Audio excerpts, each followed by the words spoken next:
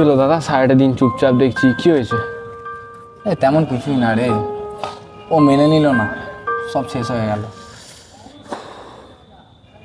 ঠিক আছে, চলো ওখানটা গিয়ে বসে কথা বলি, চলো।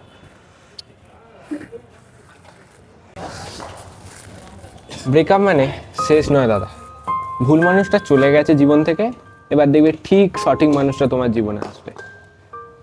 কিন্তু ভাই আমি তো ওকে ভুলতে পারছি না রে, প্রত্যেকবার ওর কথা মনে পড়ে যাচ্ছে, এত কষ্ট হচ্ছে।